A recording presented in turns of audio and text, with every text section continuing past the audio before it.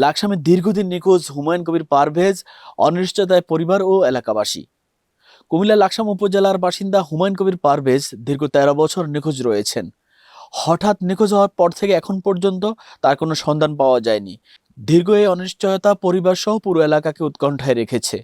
লাকসামের এই পরিবারটি দিনের পর দিন অপেক্ষায়, কবে মিলবে নিখোঁজ স্বজনের কোনো খবর। সময় গড়ালেও প্রশ্নের উত্তর নেই, শুধু বাড়ছে উদ্বেগ আর মানসিক যন্ত্রণা। নিখোঁজ হুমায়ুন কবির পারভেজের একমাত্র ছেলে শাহরিয়ার কবির রাতুল বলেন, এতদিন অনিশ্চয়তা থাকার চাইতে বাবা মরে গেছে এটা জানা থাকলেও আমাদের জন্য মানসিকভাবে সহজ হতো। এক্সট্রিম মশার কয়েল প্ল্যান্ট ফাইবার দিয়ে তৈরি, ডেঙ্গু চিকুনগুনিয়া বাহি সহ যে কোনো মশার বিরুদ্ধে দেয় এক্সট্রিম সুরক্ষা। কেউ যখন মারা যায় শুনি যে তারা লাকি, সে তার লাশটা পাইছে, কবরস্থানে গিয়ে কবর দিবে। আমি আজকে ১৩টি বছর বাবার কবরের পাশে গিয়েও বাবার সাথে কথা বলতে পারি না। নিখোঁজের পর পরিবারের সদস্যরা বিভিন্ন স্থানে খোঁজাখুঁজি করেও তার কোনো সন্ধান পাননি।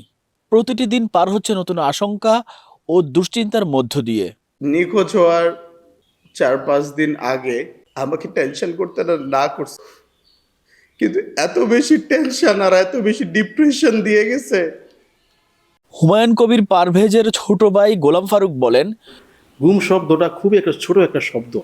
এই ছোট শব্দটা আমাদের মানুষের এত আঘাত, এত বেদনা, এত দুঃখ। ভাইকে খুঁজতে গিয়ে বহু মানুষকে বহুভাবে টাকা দিয়ে প্রতারিত হয়েছেন বলে অভিযোগ করেন তিনি। মানুষ এতটাই নিষ্ঠুর, আমাদের এই দুঃখের মাঝেও আমাদের থেকে অনেক, যে যেখানে যত কথা বলছে তাকে দিয়ে টাকা দিচ্ছে, টাকা অনেক টাকা পয়সা নষ্ট করেছি আমরা।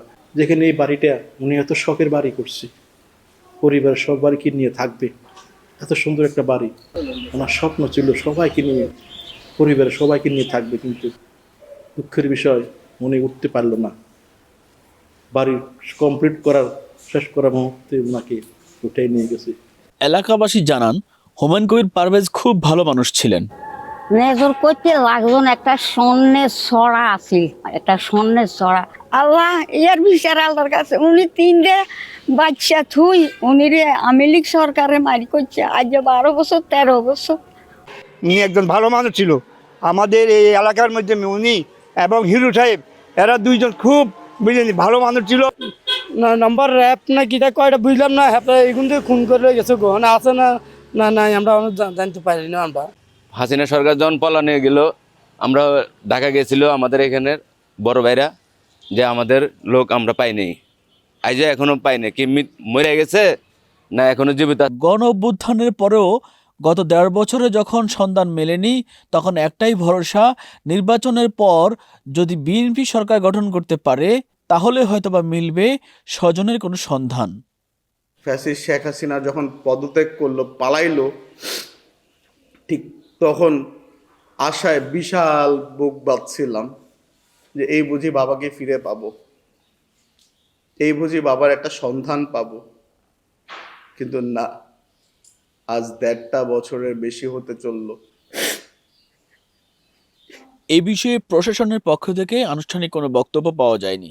পরিবার ও স্থানীয়দের একটাই দাবি, নিখোঁজ হুমায়ুন কবির পারভেজের বিষয়ে দ্রুত কার্যকর পদক্ষেপ নিয়ে অনিশ্চয়তার অবসান ঘটানো হোক। GMS Rubel, Bangla news 24।